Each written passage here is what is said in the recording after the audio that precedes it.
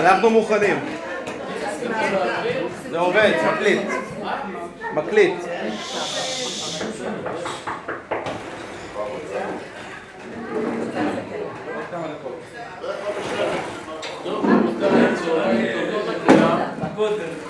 אני רוצה לעמוד, אני רגיל לעמוד כשאני מדבר.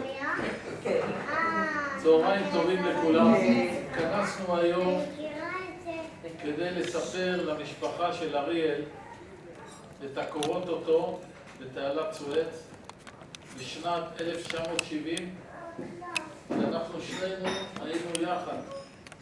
עכשיו קצת לרקע על היחידה. היחידה הייתה גדוד מרגמות כבדות 160 מילימטר, מורכבת על טנקים, והגדוד שלנו אמור היה לתת סיוע ללוחמי התעלה, כאשר הגדוד התפצל לשלוש פלוגות, 3 צוללות, כל צוללה הייתה חודש בתעלה, ואנחנו, אריאל ואני, היינו בפלוגה השנייה.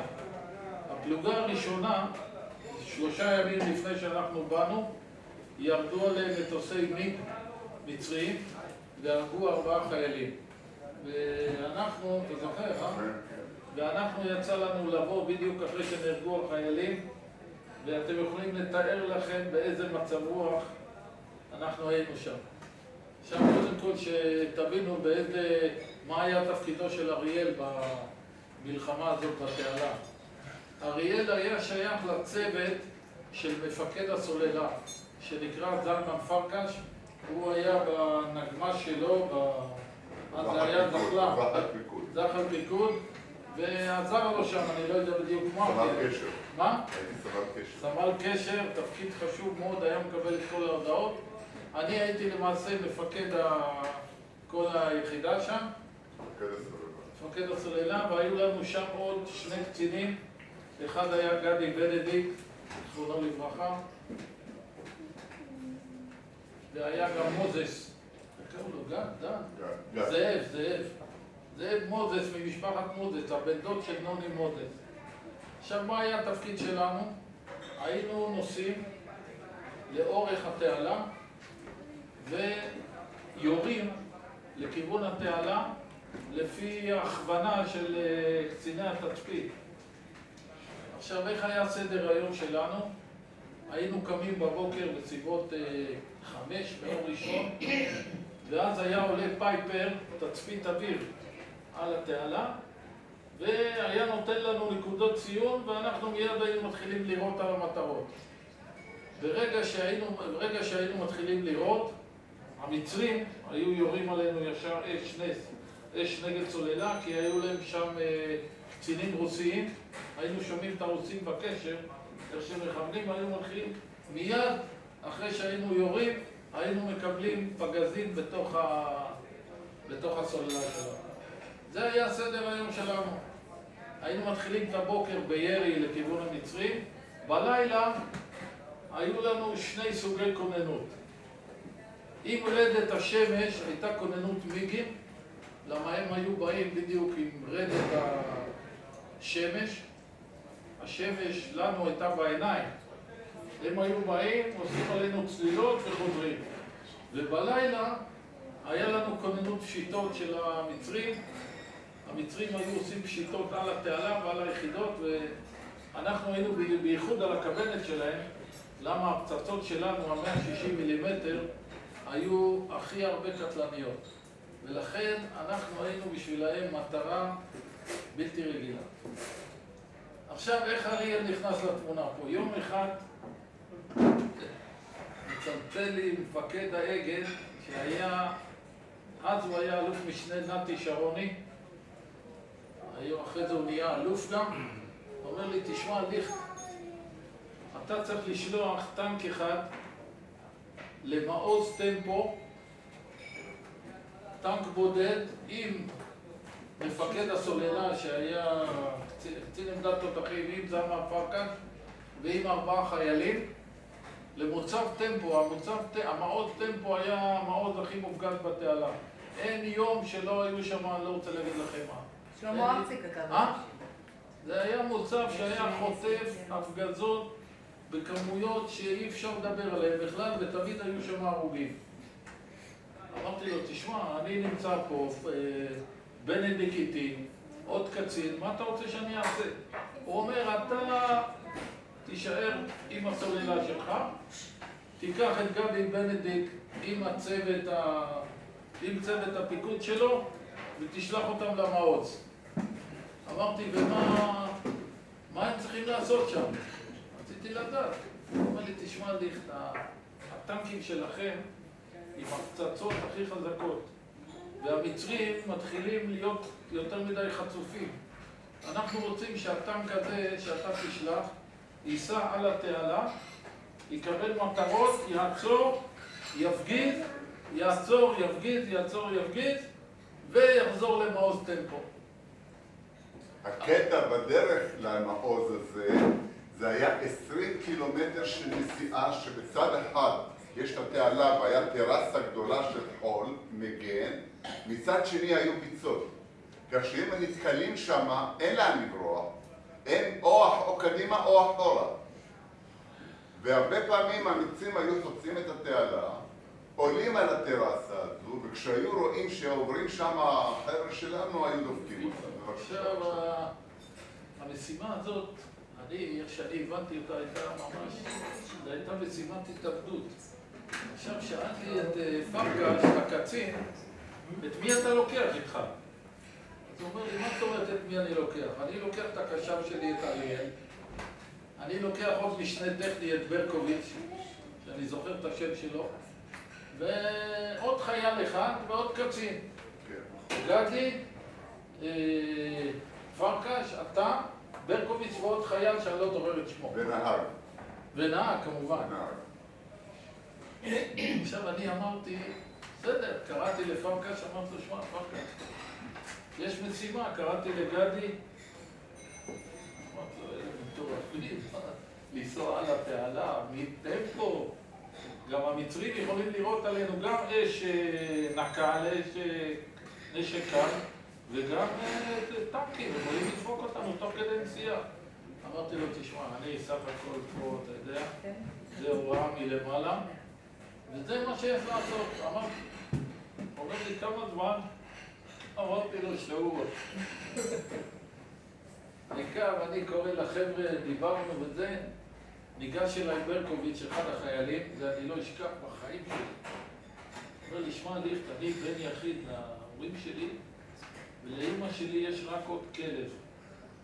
ואני מבקש אותך, תוציא אותי מהצוות הזה, למה שמע, זה משימה, אני מפחד, אני פה, אני שם.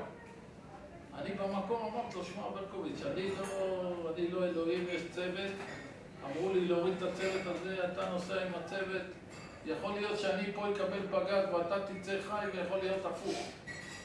וזהו, נסו. עכשיו, האמת, שקשקתי למה הייתי בטוח שיקרה משהו. בכל אופן, נוסעים למעוז הכי מסוכן בתעלה, ונוסעים על התעלה, יורים, עוצרים, יורים, עוצרים. אמרתי, מה יהיה הסוף פה? גם לי יהיה 4 הרוגים כמו שהיה לשולמי, זה שהיה לפניי. בקיצור, הם נסעו, הכל עבר בשלום, חזרו, וזהו. אחרי זה, שנגמרה המשימה הזאת, אני התקשרתי למפקד האגד, לנתי שרוני, אמר לי, שמע נתי, פה צריך למות צל"ש. החבר'ה האלה סיכנו את החיים שלהם. אף תותחן, אמרתי לו, אף תותחן לא סיכן את החיים שלו כמו הצוות הזה. אמרתי לו, תשמע, מי שמגן למעשה על התעלה היו תותחנים. לא היו פשיטות, רק אנחנו היינו יורים. אמרתי להם, תשמע, משימה כזאת עוד לא הייתה פה, לנסוע על התעלה, זה יותר מסוכן מלהיות בטמפו. הוא אומר לי, בסדר, אנחנו נביא את זה לעיון וזהו, זה נשאר בעיון שלהם. עד היום הם נעים. עד היום זה נראה, אבל מה אני רוצה להגיד לכם? אני לא יודע בדיוק מי האנשים פה, מי זה היה הבנים שלו, מי זה היה הבנים שלו? והבת, רוצה להגיד לכם, שאתה, בשנת 70 הם היו כבר או לא? לא. לא. אף אחד לא היה. רק ב-71 קיבלתי. הם היו על שולחן השרטוטים. אז אני אומר לכם, יצאתם לאור לחיים, זה רק בזכות הקדוש ברוך הוא שעשה נס והוא יצא בחיים. למה? זה הייתה משימת התאבדות. עכשיו שצביקה אמר לי, אני מה זה הייתי מבסוט שאני יכול לפחות לתת לו צל"ש ממני, מפקד היחידה. למעשה אני אומר לכם היום, בנוכחות כל המשפחה, אני נותן לו צל"ש.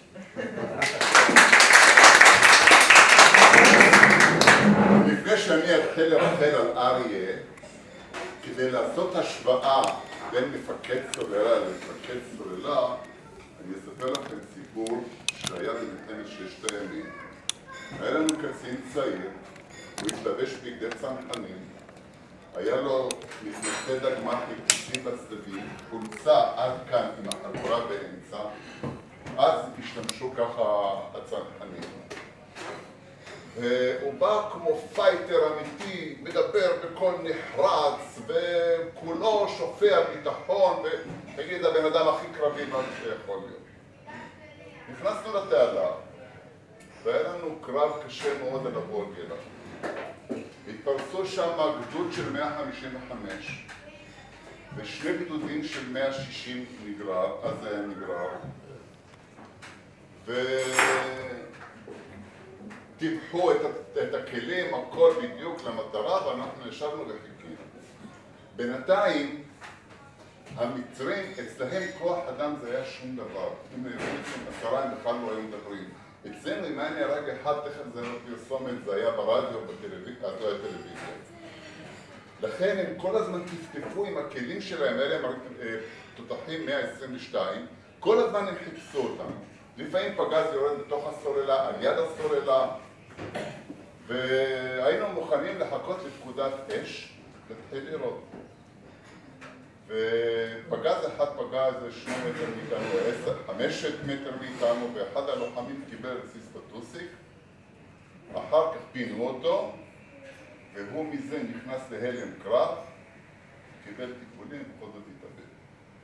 בקיצור, אני הייתי סמל קשר, אני הייתי מקבל את כל ההודעות, את כל הפקודות מהמטה, ומעביר את זה למפקד הסוללה. ואני מסתכל, היינו כולנו בתוך שוחות, אני תופס את הכובע פלדה, ונשכב כך, ואני אומר לו, יש פקודת אש. הוא לא זז. אני אומר לו, יש פקודה לירות. הוא לא זז. אני בסך הכל סמל קשר, לקחתי את העוזי, הכנסתי כדור, הלכתי למפקד צוות הראשון. אתה יורה או שאני יורה בך? וזה היה ג'ינג'י מבית הלוי, קוראים לו יעקב לוי. אמר לו, אתה יורה או שאני יורה בך? הוא חושב שאני משוגע. הוא כאן התחיל לירות, הלכתי למפקד צוות שני, אתה יורה או שאני יורה בך? הוא כאן התחיל לירות, השאר ראו שכולם שניים יורים, אז הלכו והתחילו לירות.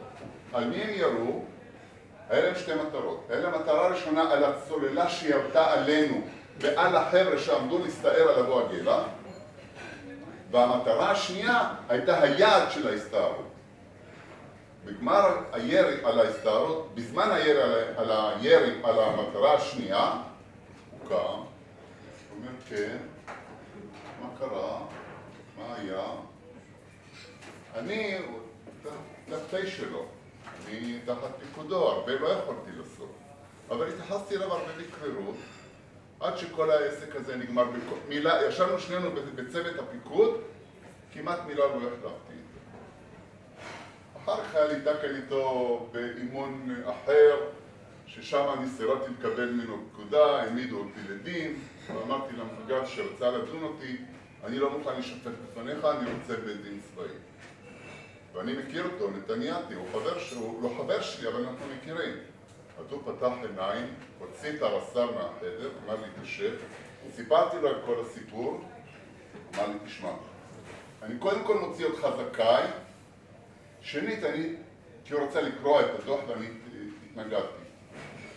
במקום זה, אני שולח את התלונה להלאה שיטפלו בזה, אתה לא תראה אותו פה. בזה נגמר הסיפור, אחר קראו לי 30 ימי מילואים, ופיקד עליי ארי ליכט. ואני רוצה להגיד לכם שאני עבדתי עם הרבה, הייתי הרבה בתעלה, הייתי הרבה בכל מקום, אבל כלי כמו ארי ליכט אני לא רואה.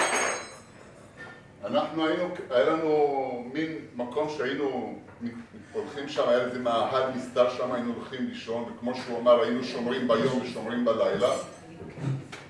וכמו שבן אדם קם בבוקר מתלבש והולך לעבודה, אנחנו הולכים לשדה קרב. כל פעם היינו מקבלים מהתקציב במקום אחר. היינו יורים, אחרי 5 דקות, היה לנו אש נס, היינו צריכים מיד להתקפל ולהסתלק מהמקום.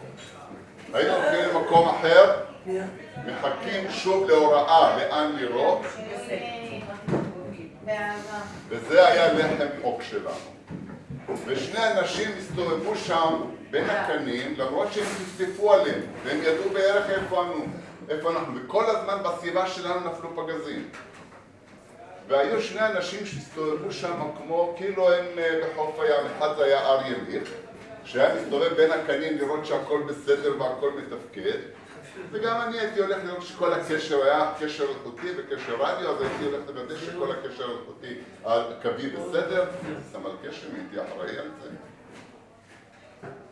והיה לנו קטע אחד עם אריה, שמאז אני מוריד בפניו את הכובע ומעריך אותו לאין ספור, זה שהיינו, כל פעם שהיינו מגיעים לעמדה והיינו יורים, אנחנו ידענו שאנחנו צריכים להיות בהיקון. אני כסמל קשר הייתי בהיקון לנתק את הכבלים, כי אני יודעת שאנחנו צריכים להתפנות, אחרת יש לנו מיד אש נס. אש נס, אש נגד צוללות.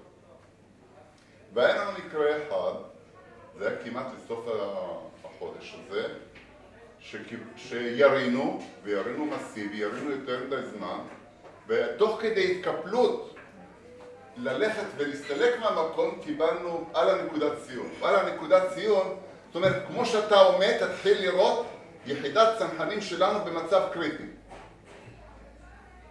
ואני זוכר שאריה אמר לו, תשמע, אנחנו עכשיו גמרנו לראות, אנחנו יכולים לקבל אש נס. הוא אמר, לא אכפת לי, אני רוצה אש נס מיד. אש עכשיו חזרה. ונעצרנו, והכלים פרסו והתחילו לראות, ותוך כדי ירי של 5 דקות שירינו בלי סוף, הכלים ירדו יותר נכון, אנחנו התחלנו לקבל אש נס. אבל אש נס מסיבית. עכשיו, איפה שאנחנו עמדנו, היה שביל שבא מצפון לדרום שעליו היינו נעים. ללכת קדימה לכיוון התעלה היו ג'בלאות כאלה שלא יכולת לעבור. מהצד המזרחי היו דיונות תובעניות שעם ג'בלאות כאלה של כל מיני דיונות שאתה לא יכול לעבור שם. היה לנו מכל הצדדים אש, ואריה נתן את הפקודה הכי חכמה שבזכותו הרבה אנשים חיים. אמר, מזרח על הדיונות. והתחלנו לשבור מזרח על הדיונות, וישבנו אני ישבתי בתוך הזחל פיקוד, וכל פגז שתנפל 2 מטר, 5 מטר, 10 מטר מאיתנו, הרגשנו את כל הרסיסים על הזחלם. אם פגז אחד היה נופל בתוך הזחלם, השפכתי עליה צריך לגרז אותה. והזמן עובר והם עוקבים אחרינו ואנחנו מתקדמים, ואני הייתי בטוח שאנחנו שוקעים שם בדיונות האלה. אבל כנראה הקדוש ברוך הוא רצה אחרת. וממש 2 מטר מאיתנו התפוצץ פגז, וכל החול עוף למעלה ועף עלינו. ואני רוצה ללחוץ לאריה את היד ולהגיד לו כל טוב שזכינו לרגע הזה. אנחנו הולכים לדבר על זה 45 שנה. 45 שנה.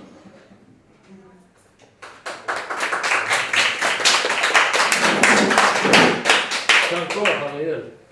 גם לך. אל תצליחו להגיד לנו סיפורים כאלה. כל הכבוד לצביקה שהביא לנו בהזדמנות לשמוע דבר אנחנו כולל לטוב שלנו, כי לנו כאלה סיפורים. סליחה. אריאל, סיפרת לה את הסיפור עם סבתא שלך מפתח? לי יש גם מורשת קרב עם אריאל. אריאל, כן, הוא גבר רציני. מה? אני לא לחמתי במלחמה עם אריאל, קרב אחר. אבל אני כשהייתי בן 6 לחמתי במלחמה פרטית משלי. חטפתי התקף אסתמה קשה מאוד, אני הייתי ילד חולני מאוד בגיל 6. בערד. כל המשפחה שלי נסעה לערד בגלל שאמרו ששם האוויר טוב, שם חטפתי את ההתקף הכי קשה שלי ועברתי ניתוח פתיחת קנה נשימה ואז שכבתי כמה? חודש וחצי בבית חולים? לא, שבוע בדיוק. איפה שבוע, אמא? שבוע אני הייתי איתו, את היית איתו לפניי ואחריי. סליחה, 10 ימים שכבת, 10 ימים. ביום שיצאת, יחזרנו לעפולה. יש שני דברים שאני זוכר מהניתוח הזה, מהסיפור הזה. את אריאל? אחד זה את השניות האלה שאיבדתי את ההכרה. האמבולנס. אני זוכר את זה. והדבר השני זה שאריאל היה צמוד אליי. היה צמוד כל התקופה. לא, אריאל ואבא שלך. הם עשו חילופים. תשמעי, אני זוכר את אריאל, אני זוכר, אבא היה צמוד כל הזמן, אבא ואת, אבל אריאל לא זז ממני. אני 10 ימים לפני כן ילדתי את יוסי. ואז לא יודע מה הוא עשה אז. היה לו זמן היה לנו כל הזמן שיחות. הוא היה בן כמה היית? בן 6. ואתה זוכר? אני זוכר שלימדת אותי לקרוא שעון, אתה זוכר את זה? ומאז יש לי פינה חמה מאוד בלב. אבל אתה יודע, ראינו את זה כמה פעמים. בערד, הוא מרגיש לא טוב כמה ימים. אני בדיוק יצאתי מבית חולים, ילדתי פג. את יוסי. יש שם רופא. אתה זוכר שהיית בא לבקר אותי? אני אומרת לרופא, תשמע, הילד במצב קשה. אני רוצה לבית חולים, אז הוא רגע, אומר לא. תני לגמור. הוא לא במצב קשה. בכוח תפסתי אותו. רגע, יעל, עוד מעט. רגע, תפסתי אותו, אמרתי לו כאן, או אני או אתה. אתה רק תיתן לי מכתב שהאמבולנס יצא, כי בלי המכתב שלך הוא לא יוצא. והוא, דוקטור פיליפס, היה הוא אומר, אני כותב שזה לפי בקשת האם טוב, ואיומים. עכשיו מדברים על אריאל. אמרתי, תכתוב. ואז הוא נתן את המכתב. כשצביקה היה בטירונות, הוא היה בקדום. פעם בשבוע היה מגיע אליי עם חבילות. ויום אחד הייתי שם וראיתי איך מטרטרים אותו, הלכתי למפקד שלו. זה אני לא תשמע. שמעתי. את הבן אדם הזה אני מכיר, הוא אחיין שלי. אם אתה תדרוש ממנו את הרגליים, אתה תיכשל. אם אתה תדרוש ממנו את הראש, אתה רק תרוויח. הבן אדם הזה בתוך שנה היה בקרוב ל4-5 חודשים חולה. ובסוף השנה הוא היה כל כך מצטיין שהיה ראשון בכיתה. זאת אומרת שמשהו שמע בין לבין הספיק לו כדי להיות תלמיד מצטיין. אז אם אתה תלך לקבל ממנו כושר גופני ורגליים וריצות וכל זה, חבל לך על הזמן, אתה יכול כבר לזרוק אותו מהצבא. אבל אם אתה תלך לחפש אצלו את הראש ולהפיק ממנו תועלת רוחנית, אתה תרוויח הרבה יותר. אתה תרוויח חיה לתפארת.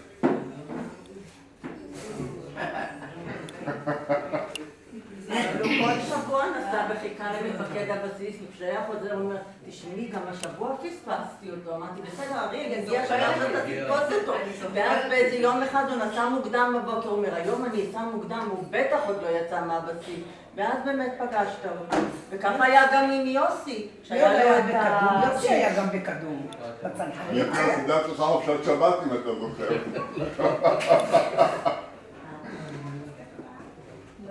קר רוח, קר רוח. מה? קר רוח. ולא מרבה במילים. הוא איש של מעשים, לא של מילים. קר רוח. אריה, דבר אחד אני רוצה להגיד לך. בן אדם או חבר, אתה יכול להכיר רק בשעה שצר. סכנה. ובן אדם אתה בא לתפקיד, אתה מכיר אותו כשהוא עומד במבחן, כשהוא עומד בפני סכנה. אתה מצד אחד שתפקדת כל כך יפה בתור מסלול, והקצין ההוא שתפס את הכובע התהלך לי כמו פייטר, וכשהיה הרי צריכים אותו לקח את הכובע פלדה ואני צריך לקחת את ההוא לתפקיד שלו. אז פה נתנה לבן אדם, לא כשטוב לך כולם חברים שלך, זה כיף, אבל ברגע שאתה זקוק למשהו אתה יודע באמת מי החבר האמיתי שלך.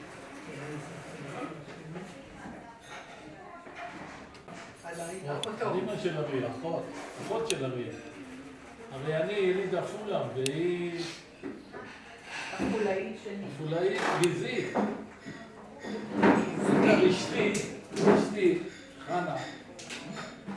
אני חושב שבדין שלך, לא? אומרת לי, תשמע, יש אישה אחת בעפולה, באמת, אתה יודע, אשתי, אין אצלה קונספט. כשעובדיה אלי עשה משהו לא בסדר, היא אמרה לו בפרצוף, אתה כך וכך. היא אומרת לי, יש אישה אחת בעפולה שצריך לתת לה כל הכבוד. אני אומר לה, מה קרה? היא אומרת, תשמע, איך השם הפרטי שלך? יעל. יעל. אומרת, יעל אנגלנדר פתחה חנות בגדים. וכל נשות עפולה, אתה יודע, עפולה זה סך הכל פרובינציה. זה כל המושבים גם, כל המושבים. לא מי יודע מה. כל נשות עפולה הלכו לקנות את השמלות, כולל אשתי. למה? היא הייתה מביאה סחורה טובה. יום אחד אמרתי לאשתי, תגידי לי, מה פתאום יעל פתחה חנות? אמרתי לי, אתה לא מבין, הבן שלה לא הרגיש טוב. נשמע לך. היא אמרה, אני אאסוף כסף ואני אבריא אותה. בשביל זה היא פתחה את החנות. ואשתי אומרת לי, זאת אישה אמיתית. היא ראתה שיש בעיה, עזבה הכל, ואתה יודע, החנות שלה הייתה מוצלחת. אחרי זה, שהמצב הסתפר, אז היא הפסיקה, הבחורות הצטערו, אין איפה לקנות שמלות. זו הייתה המטרה, כן? הייתי חייב לספר את זה על יעל, זה מהפה של אשתי. אני חושבת שהוא לא יודע את זה. אתה ידעת את זה? אם הוא לא יודע, שידע. אבא שלך אמר לי, ומה יהיה אם ניקשר? אז עוד נהיה פחות כסף. אמרתי לו, לא יכול להיות שניקשר. לא, הייתה הצלחה גדולה. כן.